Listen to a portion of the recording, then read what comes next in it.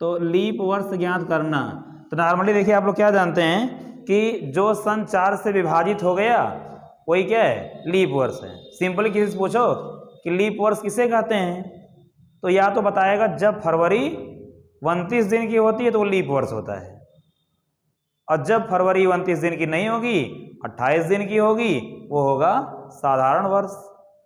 ठीक, नॉर्मली लोग यही जानते हैं कि जब फरवरी 29 दिन की होगी तो होगा लीप वर्ष, और जब फरवरी 29 दिन की नहीं होगी तो होगा साधारण वर्ष।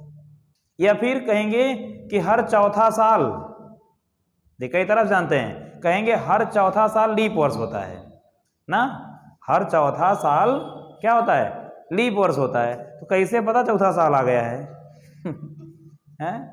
इसे कैसे मालूम होगा चौथा साल आ गया है?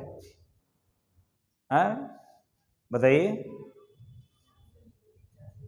इसे जानते हैं कि नहीं इस चीज को? जैसे बहुत लोगों को सुने होंगे, कहेंगे हर चौथे साल फरवरी 29 दिन की होती है और वो वर्ष लीप वर्ष होता है, तो कैसे मालूम चौथा साल आ गया? तो वो जुड़वाएंगे थोड़ा बैक होकर के, कहेंगे 2020 में फरवरी 29 दिन की थी, तो 20 4 24 में होगी, 24 4 28, तो वो भी सही है, लेकिन कैसे पता कि हाँ फरवरी 29 दिन की है? ठीक है, कैसे चेक करेंगे? तो देखिए, साधारण वर्ष मतलब यदि वो रहेगा, नॉर्मल ईयर रहेगा, जैसे एक होता है शताब्दी वर्ष, एक होता है शताब्दी वर्ष और एक होता है साधारण वर्ष। जैसे फरवरी जिस साल 29 दिन की होगी उसको लीप ईयर कहेंगे, ठीक, और जिस साल 29 दिन की नहीं होगी उसका नॉन लीप ईयर बोलेंगे। और जो हमारा वर्ष होता है, जो सन चलता है, वो होता है साधारण वर्ष। ठीक है, साधारण वर्ष।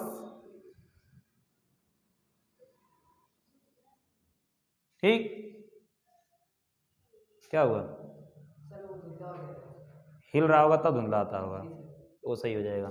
साधारण वर्ष और दूसरा होता है शताब्दी वर्ष। देखिए, साधारण वर्ष और शताब्दी वर्ष, ध्यान दिएगा इस पे। कैसे पता करेंगे कि वह वर्ष साधारण वर्ष है कि वह वर्ष शताब्दी वर्ष है? देखिए, शताब्दी वर्ष के अंत में कम से कम 2 जीरो मिलेंगे। जो वर्ष शताब्दी वर्ष होगा उसके अंत में मतलब कहाँ, इकाई और दहाई के स्थान पे जीरो मिलना जरूरी है। ठीक है, सैकड़े के स्थान मिल जाए कोई दिक्कत नहीं, लेकिन लास्ट में कम से कम दाहिनी तरफ कम से कम 2 जीरो जरूर मिले। ठीक, 2 से ज्यादा भी मिल सकते हैं, जैसे आ गया 1500, ठीक, फिर 2000। देखिए, 1500 के लास्ट में कितने जीरो हैं? 2 जीरो हैं, और इसके लास्ट में 3 जीरो हैं। हमने क्या बताया, कम से कम 2 जीरो जरूर मिले, तो वह वर्ष शताब्दी वर्ष होता है, जो कि 100 साल के बाद आता है। जैसे ये 2000 हुआ, 2000 में 100 जोड़ दीजिए, कितना आ जाएगा? हाँ, 2100 ना। 2000 में 100 जोड़ देंगे, 2100 हो गया। फिर 2100 में 100 जोड़िए, क्या हो गया? 2200, 2300, फिर 2400, ठीक, 2500, ठीक, 1600, 1400, फिर 1700, 1800, ठीक, 1900। ये सब क्या हैं? ये सब शताब्दी वर्ष हैं। तो शताब्दी वर्ष के अंत में कम से कम 2 जीरो अवश्य मिलेगा। ठीक है, कम से कम 2 जीरो रहेगा। देखिए, जहां पे कम से कम की बात आती है वहां उससे अधिक भी हो सकता है, मतलब 2 से कम नहीं हो सकता है। ठीक, जैसे अभी आ जाओ साधारण वर्ष में, आ गया 1990। क्या इसके अंत में कम से कम 2 जीरो हैं? नहीं है, इसका मतलब यह है साधारण वर्ष। 2004, देखिए इसमें डबल जीरो तो हैं, डबल जीरो हैं, लेकिन अंत में नहीं होना चाहिए, अंत में होना चाहिए। ठीक है, यहां अंत में नहीं, यहां बीच में है। अंत में नहीं है। ठीक, फिर आ गया 2016, 2020, 2021, 2025, 2026, 1998, 1992। देखिए, यह है शताब्दी वर्ष और यह है साधारण वर्ष। तो हमको चेक करना है, यानी पहले लीप वर्ष चेक करने से पहले हम देखेंगे कि वह साधारण वर्ष है या फिर शताब्दी वर्ष है। यदि शताब्दी वर्ष रहेगा तो हम इसको 400 से भाग करके चेक करेंगे। ध्यान दीजिएगा, यदि शताब्दी वर्ष रहेगा तो उसको हम 400 से भाग करके चेक करेंगे कि वह विभाजित हो रहा है कि नहीं। यदि विभाजित हो जाएगा तो वह लीप वर्ष हो जाएगा, मतलब अधिवर्ष हो जाएगा। और यदि वह साधारण वर्ष है तो उसको हम 4 से भाग देकर चेक करेंगे।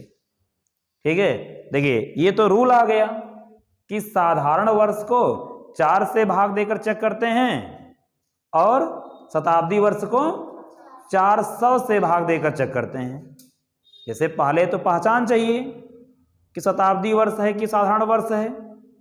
फिर जब पहचान गए, देखिए जब तक पहचान नहीं पाएंगे तब तक आप ये नहीं डिक्लेयर कर पाएंगे कि 4 से भाग करेंगे कि 400 से करेंगे, है ना, क्योंकि शताब्दी वर्ष को 400 से भाग करके चेक करना है और साधारण वर्ष को 4 से भाग करके चेक करना है। ठीक, तो यहाँ जो है 4 से भाग करके हम चेक करेंगे, यहाँ 400 से चेक करेंगे, लेकिन हम 4 से भाग करने थोड़ी जाएंगे, 4 से भाग करने नहीं जाएंगे, बस खाली देख लेना है कि 4 से विभाजित हो रहा है कि नहीं। ठीक, तो क्या करेंगे, अंतिम के 2 अंक, मतलब इकाई का अंक और दहाई का अंक, इकाई का अंक और दहाई का अंक, ये 4 से विभाजित हो गया, मतलब दोनों अलग अलग नहीं, इकाई के और दहाई के अंकों से बनी संख्या, इकाई और दहाई के अंकों से बनी संख्या ये 4 से विभाजित हुई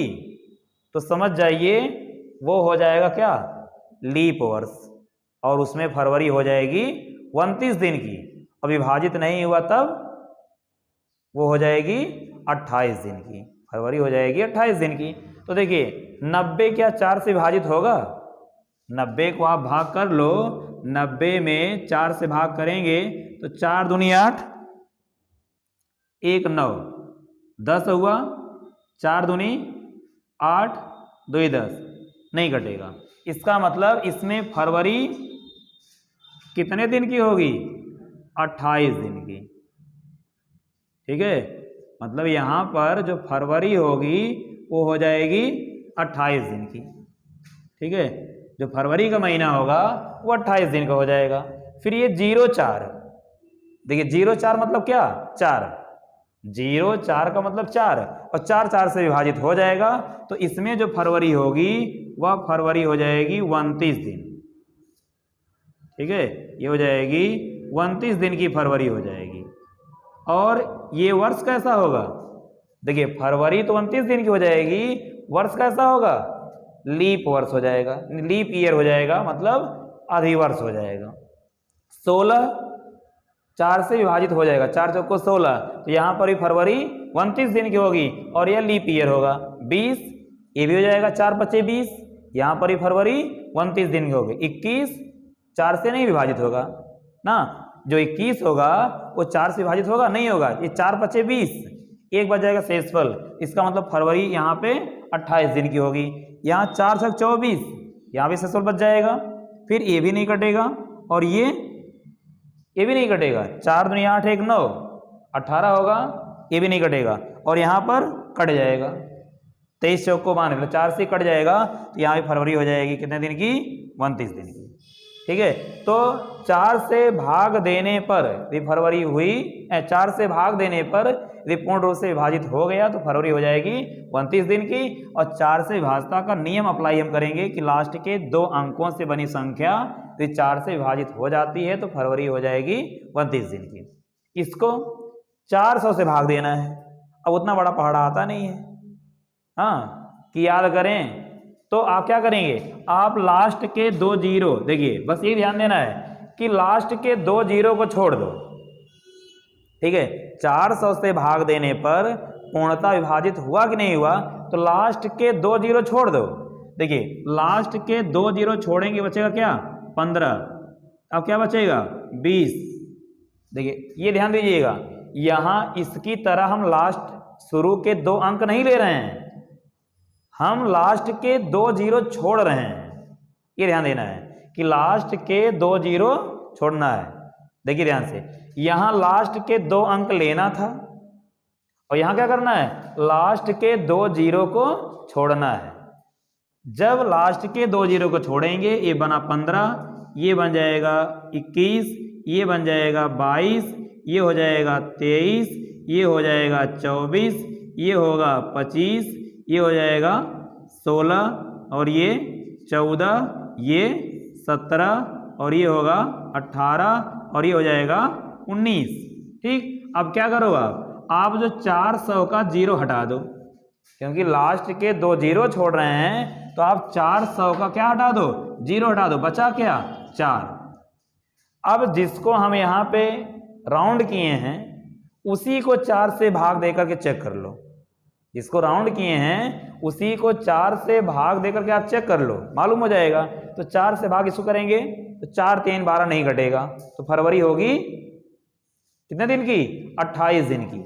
यहाँ 4 बचे 20, कट जाएगा, विभाजित हो गया, फरवरी होगी 29 दिन की। यहाँ भी नहीं कटेगा, 4 बचे 20, 1 से 16 बच जाएगा, फरवरी होगी 28 दिन की। यहाँ भी नहीं कटेगा, ये भी नहीं कटेगा, ये कट जाएगा, 4 छक 24, फरवरी होगी 29 दिन की। ये 4 छक 24 नहीं कटेगा, 4 चौको 16, यहाँ कट जाएगा, फिर यहाँ भी नहीं कटेगा, यहाँ भी नहीं कटेगा, यहाँ भी नहीं कटेगा, यहाँ भी नहीं कटेगा। ठीक है, मतलब अब ये जो शताब्दी वर्ष हैं, यदि 400 से विभाजित हो गए, इसका मतलब फरवरी हो जाएगी उस टाइम 29 दिन की। ठीक, तो हम किस तरह से उसको चेक करेंगे कि 400 से कट रहा है कि नहीं कट रहा है, उसके लिए हम क्या करेंगे, लास्ट के डबल जीरो को छोड़ देंगे, जो बाकी के अंक बचे उसको हम केवल 4 से भाग दे करके चेक कर लेंगे। यदि विभाजित हो गया तो फरवरी हो जाएगी कितने दिन की, 29 दिन की, नहीं तो हो जाएगी 28 दिन की। ठीक है, क्लियर हो गया ना। हाँ, दोबारा ये गलती मत करिएगा कि बताएं कि चौथे साल फरवरी 29 दिन की आती है और 4 से भाग देने पर यदि भाग चली जाती है तो फरवरी 29 दिन की होती है। ये रूल नहीं, साधारण वर्ष रहेगा तो 4 से भाग देकर चेक करेंगे, और शताब्दी वर्ष रहेगा तो 400 से भाग देकर चेक करेंगे। बाकी विभाजता का जो नियम है उस नियम से चेक कर लेंगे, जल्दी हो जाएगा। ठीक है, बस तैयार कर लीजिए, नोट कर लीजिए इसको।